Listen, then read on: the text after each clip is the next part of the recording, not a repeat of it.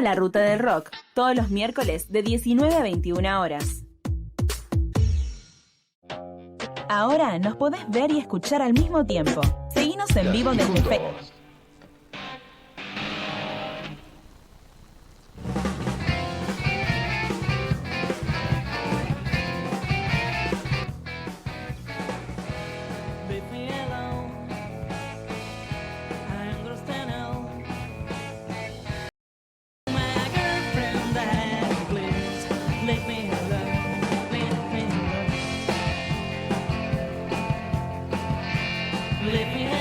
Hoy arrancamos el programa hablando de protestas, hablando de verdades, y una de las grandes verdades de la vida es que el amor es el mejor método de protesta, el más constructivo.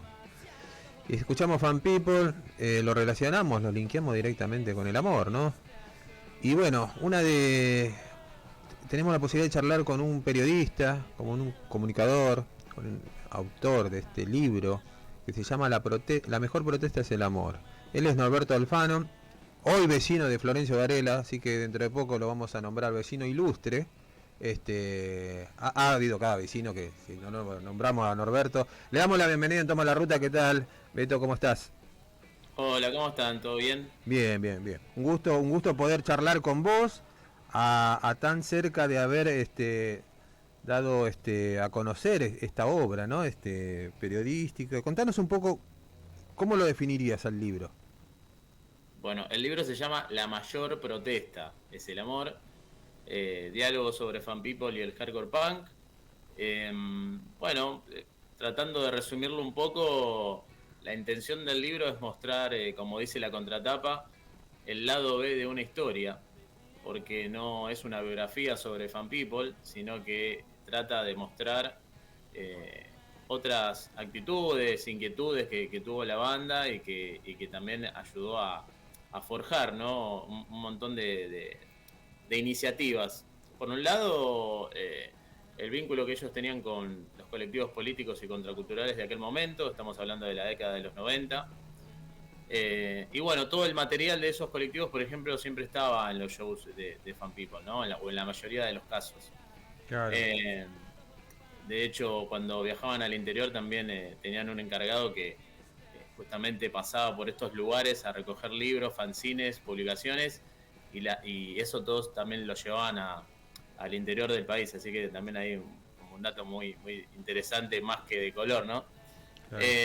Y por otro lado, su ética de trabajo, que creo motivó a una o dos generaciones a hacer sus proyectos colectivamente, de manera independiente, autogestiva, y que la verdad que con el paso de los años, aquellos adolescentes fuimos creciendo, pero bueno, seguimos vinculados a través del arte, de la música, y de diferentes espacios también, ¿no? De sociales, políticos. Y bueno, uno conversando se ha dado cuenta de que la banda había dejado una huella por ese lado, ¿no? Más allá de lo musical Claro, a eso es lo que iba Fan People, para todos los que transitamos la década del 90, y ya algunos en la escena. A mí tuve la suerte, la posibilidad de ser músico en esa época. Soy músico, pero bueno, en esa época arranqué. Fue parte de un movimiento, ¿no? Y creo que las ideas, más que nada, de comunicar y de transmitir su discurso, ¿no? Venidas también mucho de Europa y de Estados Unidos, y estábamos en la etapa donde nos encontramos con MTV, donde podemos empezar a canales de cable, la televisión satelital, la etapa del 1 a 1 también. No tenemos que, desconocer el contexto, ¿no?, que vivía la Argentina, y creo que fue una de las etapas más fructíferas artísticamente del submundo de la música, ¿no?, del underground, como se le dice, porque había un movimiento donde, bueno, Fan People fue junto con otras bandas, no sé, como la de Cabra y un montón de otras bandas que quedaron o que fueron muy importantes en la escena, que no llegaron a tener la relevancia de otras, ¿no? Muy pocas tuvieron la relevancia. ¿Cómo encontraste vos ahí, indagando en tu trabajo, lo que era la escena del hardcore, como le llamás vos, hardcore con J, ¿no? Mm. Eh, ¿Funcionaba así? ¿Había grandes ideales todavía? Bueno, o sea, yo fui público de la banda, y bueno, también iba a ver otras bandas que sí, por ahí del hardcore, ¿no? De lo que había quedado de Buenos Aires hardcore, por ejemplo. Claro, Y lo interesante de Fan People también es que para el hardcore eran como muy rock, y para la escena del rock eran muy muy hardcore. hardcore punk, ¿no? Sí, Entonces es como que también ellos crearon su propia escena, y esto también viene acompañado de esta forma que decís vos de decir o manifestar, propagar un mensaje, porque las temáticas que ellos abordaron ya estaban dentro, digamos, de las discusiones y tensiones de la contracultura y el punk, pero obviamente como nicho, ¿no? Como espacio muy de nicho. Y Fan People tuvo una cierta popularidad dentro del underground, y bueno, eso hizo que esos contenidos llegaran a una mayor cantidad de gente. Y con respecto a esto que decías vos de la actitud o la libertad, bueno, eh, vos imaginate adolescentes en plenos 90 donde todos, nadie perseguía un ideal desde lo político partidario, ¿no? claro. La Sí. libertad venía por otro lado, y bueno, la clase política era odiada, el mundo era un desastre, y bueno, es como que la música fue un refugio para mucha de la adolescencia de aquella época. Seguro. Jorge, Sí, ¿qué tal Norberto? Buenas noches, ¿cómo estás? ¿Cómo estás, Jorge? ¿Cómo andas?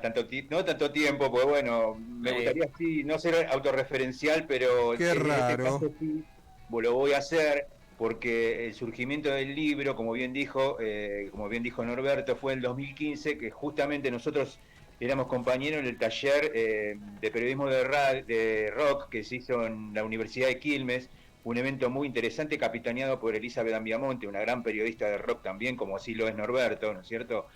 Y bueno, ahí ese fue el germen, nosotros íbamos viendo cómo él nos contaba con una pasión terrible, recuerdo esas primeras escarceos, ¿no es cierto? Cuando el sí, libro se estaba formando y ya verlo ahora, ya en una vitrina, de repente ver que está en la Feria Internacional, que Rolling Stone lo pone dentro de los 5 mejores libros, realmente es algo, bueno, hermoso, ¿no es cierto? Para quienes realmente nos alegra cuando un colega le va bien, porque eso no es norma común, lamentablemente. Viste que a veces no sucede, y la verdad que en el caso mío y muchos también se alegran por este logro del libro.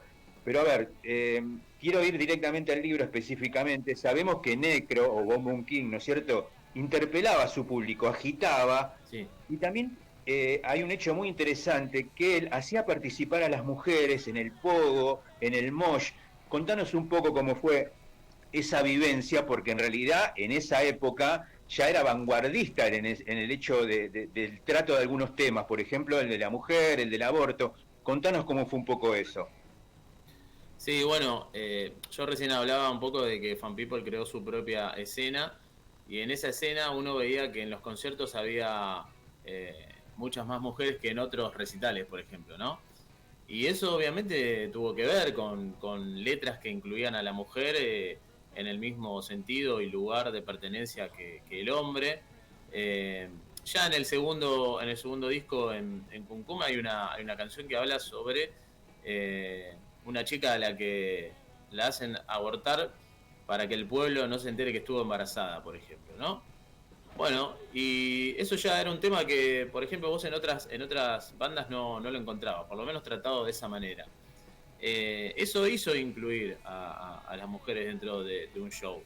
Y bueno, por ejemplo, Carlos siempre cuestionaba a aquellos varones que a sus novias, sus compañeras o alguna hermana la dejaban a un costado con sus mochilas y ellos iban adelante a hacer poco, ¿no? Carlos decía, loco, acá vienen todos a bailar y a tratar de disfrutar de la mejor manera, y además el escenario era un lugar de convivencia entre el público y Fan People, no había una barrera ahí. Entonces las mujeres también tenían derecho a subirse al escenario y tirarse sin lastimarse. Bueno, muchas veces ocurrió que Necro invitaba a las chicas a que vayan adelante, y también cuestionaba a los varones por su actitud.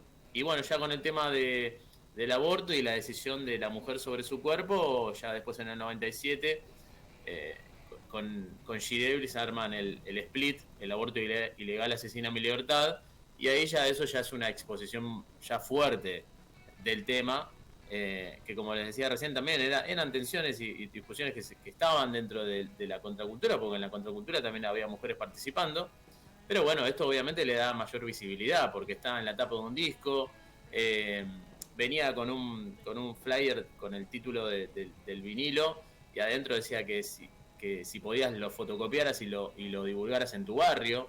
Y bueno, esas son pequeñas acciones que van encendiendo, ¿no?, ahí la comunicación, y la verdad que sí, estamos en plenos años 90, y bueno, era raro encontrar eso en una agenda, no sé, diaria, totalmente diferente a hoy, que está dentro de la agenda del Estado, digo, un tema como ese. Claro, Claro, sí. lo interesante también, ya adentrándome un poquito al libro, a la confección, es que la idea original era un documental, ¿no es cierto? Un documental audiovisual que después se convirtió en libro.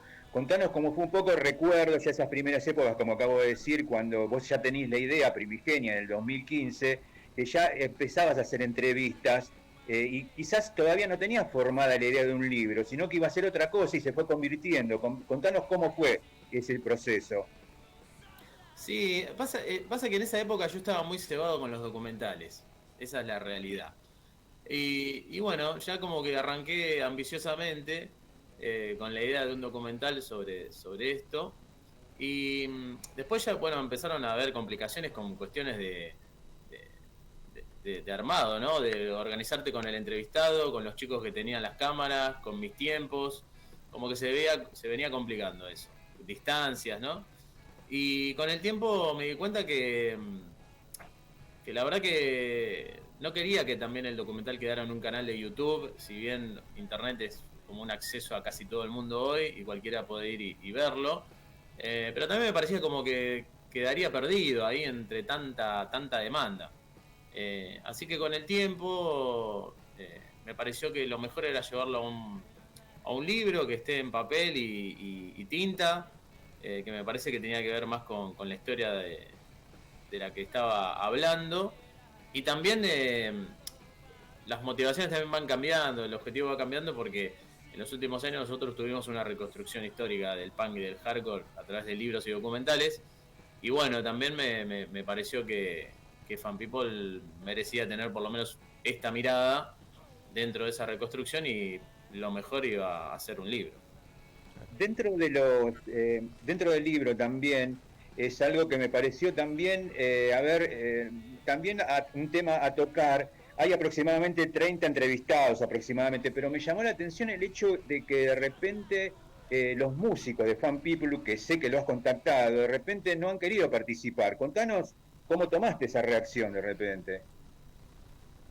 No, mira, al principio raro, porque sí, porque por ahí quizás esperás que haya una mirada alentadora sobre lo que estás haciendo, pero bueno, después entendiendo un poco, uno cuando va entrevistando, se va metiendo en la historia cada vez más, también aparecen cuestiones que tienen que ver con cosas internas, ¿no? Del grupo humano, de una banda.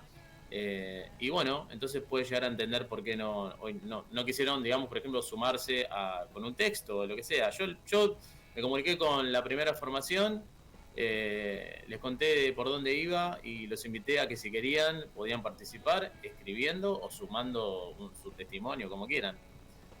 No quisieron participar y bueno, y eso fue todo. Nada, al principio eso, pero después...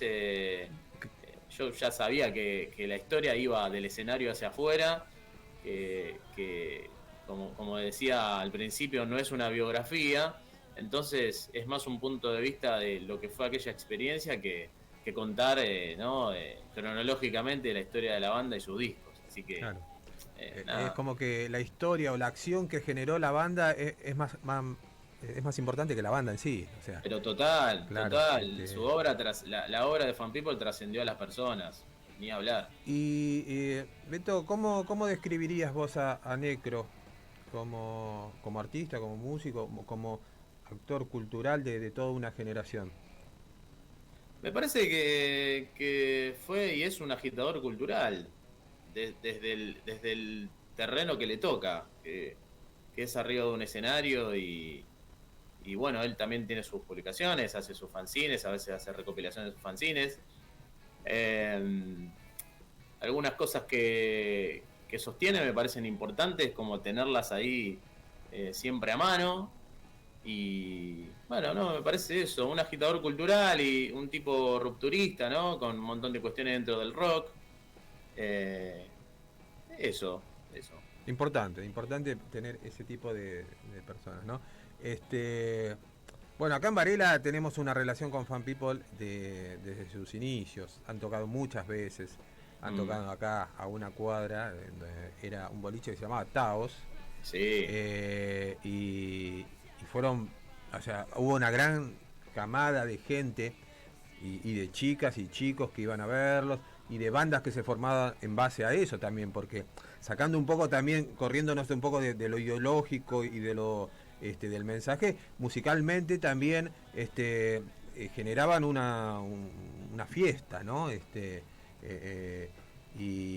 hubo un montón de bandas y ellos mismos hacían los festivales, como siempre con el cooperativismo ese, ¿no? De traer las bandas, ver cómo se podía gestionar, la autogestión que en la Argentina parece ser una dogma, ¿no? Porque todo lo que tendría que hacer otro lo tenemos que hacer nosotros. Y hágalo usted mismo, dicen, ¿no? Porque y bueno, y eso fueron parte de toda una etapa de donde los festivales que se armaban en los barrios y todo eso, y que aún quedan. En el rock, lamentablemente, todavía hay un montón de cosas que las tenemos que hacer, o sea, las hacen las bandas.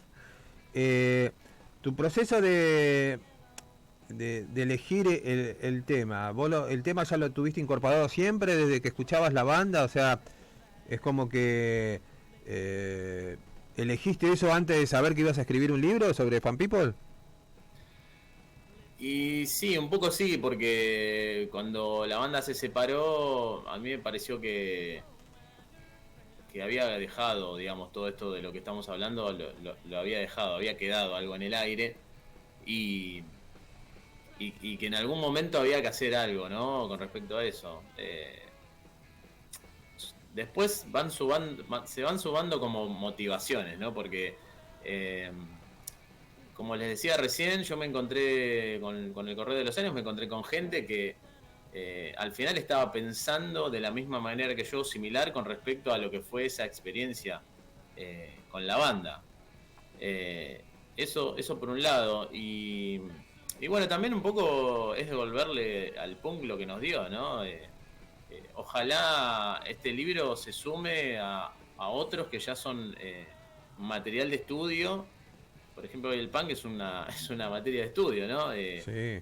De hecho, Jorge contaba que tuvimos un taller de periodismo de rock en una universidad pública. Bueno, eso 20 años atrás, 15 años atrás, me parece que era impensado. Eso fue punk. Tener un taller en una universidad, tener un taller de rock fue una actitud punk, ¿no? Eso fue punk, sí. Explotó desde adentro, ¿no? Un poco. Claro. ¿Y cómo fue el taller también? Convengamos que la gente que lo integraba fue algo impresionante. No sé, yo no me olvido más de eso. Y mirá que fui a otros talleres. Y ese taller fue terrible, recordás, Norberto, estuvo buenísimo.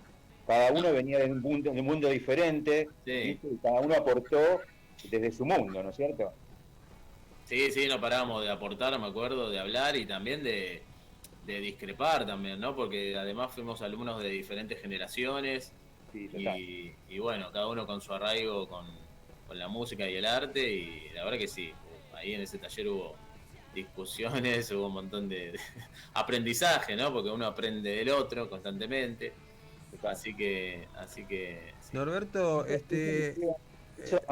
Eso me lleva justamente a hacerte esta pregunta que es personal y también, al ser periodista, los dos somos periodistas, estás en un rol como de cazador casado, en el sentido de cómo te llevas cuando te entrevistan, porque calculo que, esta debe ser la número 20, número 30, calculo que ya, a mí me pasa, a veces sucede como que ya sabes lo que viene o son preguntas que de repente uno se cansa Contanos Sí. cómo llevas ese rol, ¿no? De cazador cazado. Y es raro. Es raro porque a mí me gusta entrevistar. Posta, disfruto mucho entrevistar. Me encanta. Pero bueno, pero también este libro es una edición independiente. Yo estoy manejando la prensa del libro. Es necesario que hablemos sobre de qué se trata el libro. eh, Porque también, ¿no? Vale la aclaración esta. Y la repito, no es una biografía, va por otro lado el libro. Pero bueno, bien, bien, o sea, es verdad, a veces se repite mucho de lo que hablo, pero bueno, así como ahora nos están escuchando tanta cantidad de personas, en otro lugar no nos escucharon y en otras radios no nos escucharon y bueno, y así, ¿no? Sí, Así que hay además que estar. no hay que perder el objetivo, que es que la gente se tiene que enterar que está el libro. Esa es nuestra tarea. Después la gente elegirá o leerlo o no, elegirlo o no. Sí, tal cual. Pero el rol nuestro es no dejar pasar esa información. Y bueno, y si tenemos la posibilidad de charlar y de un poco también es una charla, ¿no? Sí, Donde sí, sí, dentro sí. de la información que transmitimos intercambiamos opiniones. Eh, Vos fuiste consumidor de toda la escena punk, hardcore de los 90. eh, el gusto musical seguramente te seguirá siendo parte de vos. ¿Ves ahora algo, que queda algo de eso? De eso que fue tan fuerte en la comunidad artística, musical, juvenil, social argentina. Mirá, hay para mí los ejemplos de toda esa época se dieron justamente en el post 2000. Eh, no tanto desde lo musical, ¿no? Sino justamente a la hora de llevar adelante un proyecto. Para mí uno de los ejemplos más claros es el indie rock, que bueno, que tuvo una fuerte presencia en La Plata, con el sello de la gente de Él mató a un policía Sí. motorizado, que impulsó a otras bandas. Y bueno, hay un libro de Nicolás Igarzábal, más o menos bien, la historia del indie rock, ¿no? En Argentina o algo de eso, que lo describe muy bien. Es como que esas bandas además aprovecharon internet, ¿no? En 2000 más o menos, 2000 y pico, Claro, ya empezaba un poquito. ya teníamos, digamos, canales de difusión de la música. Uno puede grabarse en su casa, eh, no sé, armar la tapa de un disco. Me parece que el indie rock tomó la independencia y la autogestión, que ya había calado hondo con varios grupos, digamos, de los 90. Ahí podemos meter a Fan People y otros más. Y bueno, y aprovecharon también la era digital, ¿no? Como para difundir su música. Y la verdad que han llegado a lugares impensados, han viajado, han girado por el mundo. Eh, Así que me parece que quizás esa puede ser una muestra. Y después hay gente que está activando que quizás no tiene la misma visibilidad, pero hay un montón de gente activando en centros culturales, armando feria de fanzines, armando feria de ediciones independientes. Eh, hay un montón de gente agitando. Hay gente que en los 90 hacía fanzines y hoy tiene editoriales, por ejemplo. Claro. Y siguen, digamos, con esa línea de pensamiento, más allá de que hoy quizás estén eh, trabajando con un producto de consumo y de tirada, ¿no? Digo, de tirada importante, Claro. que se comercializa. Pero bueno, pero siguen con sus ideas En y no las, base a no lo las que resignan. en base a lo que nos decís, un poco podríamos decir que la escena del punk y del hardcore fue la que más perduró dentro del rock. O sea, es la que más se consolida a través de los años por la esencia más que nada, ¿no? Podremos musicalmente habrá variado, habrá épocas mejores, Sí. pero sabemos que el espíritu es ese. Incluso nosotros en nuestra generación, hoy por hoy, hay canales que no conocemos, que nuestros hijos o nuestras hijas activan por ahí, y Mm. bueno, y es lo que nosotros escuchábamos en los 90, mandar a grabar un cassette, ¿entendés? Sí. En ese momento se hacía eso, y hoy los jóvenes están siempre en la búsqueda de algo, ¿no? De un mensaje. También hemos vivido tiempos de transformación, Sí. esos tiempos donde hoy un poco destacabas lo que Necro era un avanzado dentro de la escena como músico, de las posturas de la diversidad, del feminismo, de un montón de cosas que después por suerte las nuevas generaciones lo tomaron como bandera y pudieron transformar eso. El libro en lo personal, ¿qué te significa a vos? O sea, sacando o sea, la temática, el gusto por la música, por la escena esa, en lo personal, ¿qué significó para vos el trabajo y el tenerlo hoy en la mano ahí charlando sobre el libro? Eh, Profundo y difícil, pero algo vamos a contestar. Eh, Esa es la que quería hacer, hace una hora. sí, no, tremendo, sí. Mirá, desde que salió el libro no tuve el tiempo para ponerme a pensar qué peso tiene, digamos, en mi vida sería, ¿no? Porque es parte de mi vida esto. Eh, pero lo quiero vincular un poco también a lo que decía Jorge del taller de periodismo de rock. Yo, o sea, Jorge sabe de lo agradecido que soy con Elizabeth Ambiamonte, y soy agradecido porque yo había tenido una experiencia no fea, pero una experiencia de decepción con el periodismo, que muchos seguramente la habrán tenido. Y por años yo, digamos, me alejé de lo que había empezado, ¿no? Y bueno, pasaron los años y en algún momento volví, me di cuenta que era lo mío, que la comunicación es lo mío, o sea, porque disfruto, amo escribir, por ejemplo, para radio, estoy pensando todos los días cómo se puede mejorar una radio, por ejemplo. Y cuando volví cuando me metí en el taller de periodismo de rock, como que se encendió de nuevo, ¿no? Esa llamita que había tenido por la comunicación y por el periodismo. Y bueno, y empecé a, digamos, a participar y a colaborar con algunos medios independientes, a escribir sobre crónicas no sé, de eventos, shows. Y bueno, ahí después ya empecé otra vez a estar metido mucho más en la radio, a estar en más de un programa, a ayudar en producción y bueno, y cuando me mandé con lo del libro, bueno, ahí ya está, dije, lo del libro y mostrar eso que yo viví con Fan People era como, primero para mí, como una deuda, ¿no? Una deuda que tenía personal, después se volvió quizás más pensado al hacia afuera,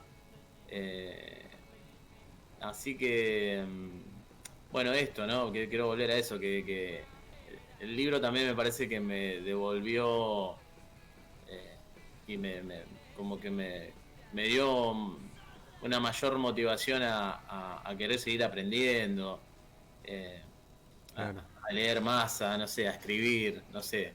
Estoy tratando de encontrar una vuelta al sentimiento que me provoca eso, ¿no? Pero pasa un poco por ahí. ¿Y pensás un poco o todavía no en la repercusión que va a tener histórica el libro, ¿no? Porque como hoy lo nombraba Jorge al pasar, que de la Rolling Stone lo nombran, de distintos medios lo nombran, referentes de la música lo nombran, sabés que esto va a quedar para la posteridad, o sea, pero creo que un autor o un escritor, no sé cómo lo tomás a eso, o todavía no lo pensás. No. Mejor, ¿no? Es mejor no pensarlo. No lo estoy pensando porque estoy tratando de disfrutar. Claro. La verdad que los últimos meses, antes de que el libro esté terminado, no lo disfruté. La última etapa del libro no la disfruté porque, bueno, eran correcciones y fotos que no iban y diseñadora, bueno, ¿no? Propio del estrés de una obra. Sí. Y bueno, ahí tuve un receso ahí de unas vacaciones que me vinieron muy bien, pero al volver ya era activar la salida del libro, ¿no? Entonces es como que hoy te decía, salió el 9 de marzo de fábrica y todos los días hay hay algo nuevo para hacer, ¿no? Y bueno, que eso también se suma a lo que yo ya vengo haciendo, mis trabajos. Entonces es como que trato de disfrutar el momento. Sí, por supuesto que es algo inesperado que Daniel Flores de Rolling Stone se haya pegado una vuelta por la Feria del Libro y lo haya destacado, o lo haya elegido como para que la gente lo lea. Eso sí, es un montón. Le No lo dije yo. esperaba. Pero bueno, nada, lo tomo bien, trato de disfrutarlo y bueno, eso. Claro. Jorge. La pregunta que me parece que sigue, ¿no es cierto?, que parece simple, pero más que todo para los oyentes, también para los que nos están escuchando esta charla, esta entrevista, es por qué la gente debería leer La mayor protesta es el amor. Está bueno porque lo puede leer la persona que fue público, que no sé, que curtió el punk, el hardcore en los 90 y hoy también lo sigue curtiendo. Pero también el libro tiene sus párrafos de contextualización, ¿no? Por algo sucedían estas cosas también en los márgenes, me parece. Y quizás es una linda manera de recordar una época nefasta. Para mí los 90 fue una época nefasta. Sin embargo, tuvimos lugares donde nos pudimos expresar, donde pudimos ser felices por momentos, y donde nos forjamos. Yo creo que nos forjamos. Yo me siento forjado por la contracultura y por el rock, por la idea primaria del rock me siento forjado, no el rock que conocemos quizás ahora. Entonces, bueno, vale la pena, me parece, recordar esos momentos, que no sea desde la nostalgia, sino que sea desde un lugar para la construcción, porque también todo lo que aparece en este libro hoy está vigente. Hoy está vigente en nuevas generaciones, quizás las mismas generaciones que nosotros, también activando hoy en otros proyectos. Pero bueno, el libro lo puede leer alguien que no tuvo nada que ver con eso, por ejemplo. Claro. Porque se va a encontrar con un mundo. Vos decías, Gustavo, era un mundo distinto, diferente, ¿no? Ahí. Bueno, se va a encontrar con un mundo, por lo menos una pincelada de lo que fue aquello, desde alguien que fue público y que vivió todo eso, ¿no? Desde adentro. Claro, y además... Sobrevoló, perdón, sí, sobrevoló recién, bueno, que no lo sabía esto, que te habías alejado un poco del periodismo de rock, hasta que justamente el taller, que creo que me pasó algo parecido, a mí había un desengaño muy grande en cuanto a todo el tema que rodeaba el periodismo de rock específicamente, y el taller de Elizabeth creo que nos encendió a cada uno, o nos tocó en una fibra, ¿no es cierto?, íntima, que nos hizo potenciar lo que ya teníamos. La gente puede decir que increíble, pero no, fue así porque ella es generadora de ese sentimiento, ¿no es cierto? Te quería preguntar, ahora que has regresado, ¿cómo estás viendo el periodismo de rock en este momento, ¿no es cierto? ¿Cómo lo estás viviendo? ¿Qué es lo que ves? Si hay un comunicador que de repente, bueno, te llama la atención, contanos un poco cómo es eso. Bueno, mirá, en los lugares tradicionales me parece que se sigue viendo lo mismo de siempre. La verdad que a mí, no sé, por ejemplo, a mí no me llama la atención ir a un Quilmes Rock, por ejemplo. Bien. Si bien en uno de los lugares donde estoy porque difundo agenda de la cultura rock, y a veces hasta he hablado con artistas que forman parte de esos festivales, no sé, yo no me siento representado por esa línea del rock. No me gusta el cartel de Quilmes arriba del rock, no sé. Obviamente que eso tiene que ver con los lugares en los que yo frecuenté y con los que me siento representado, ¿no? Así que como que, no sé, las primeras planas las leo, pero no sé si voy a encontrar magia ahí. Claro. Me gusta mucho lo que hace Juan y Provéndola, por ejemplo, con su sitio Rock Politique. Bueno, ya tiene sus varios libros editados.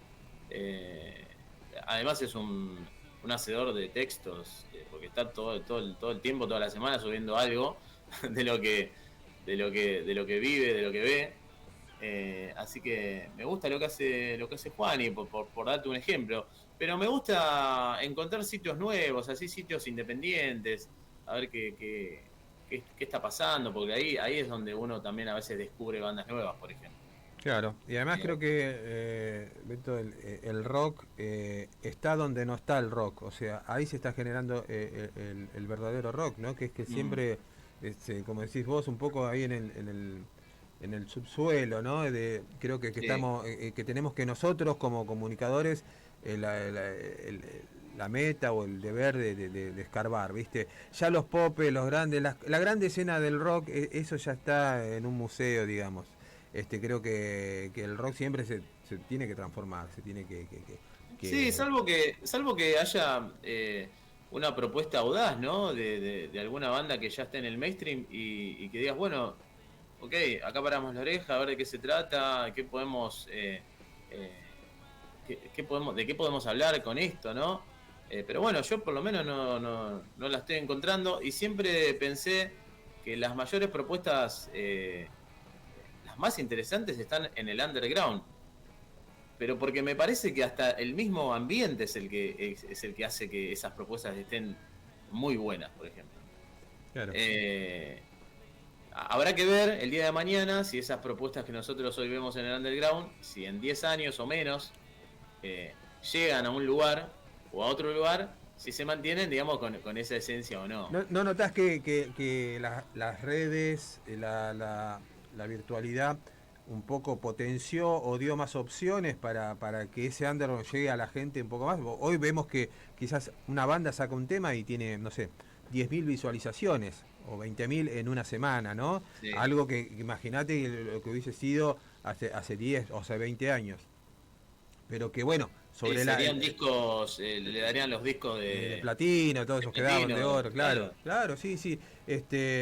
Y dentro de todo, a la larga, el que se sostiene es el que tiene el talento para sostenerse, ¿no? O sea, porque Sí. Los grandes artistas. Pero bueno. Sí, perdón que intervengo acá, pero evidentemente no ha surgido una banda todavía, digamos, ¿viste? Estamos con los mismos nombres siempre, o sea, muy pocas bandas han surgido, por más que haya redes, todo lo que vos quieras, pero los nombres siguen siendo lo mismo. No apareció un reemplazante de García, no apareció alguien que reemplace entre comillas, ¿no? O a otros músicos. Lamentablemente, evidentemente está pasando algo en el cual el rock no está despegando. Si bien hay nombres, hay un montón de nombres que sí, probablemente estén dentro del underground, pero evidentemente no tienen esta fuerza como para poder surgir, ¿no? Sí, seguro. Beto, ¿cómo hacemos para obtener el libro? Ya sea ¿tenés de una forma virtual también para poder adquirirlo? Sí, tenemos la cuenta de Instagram del libro, que es @lamayorprotestaselamor. Ahí podemos combinar para hacer entregas en zona sur y capital.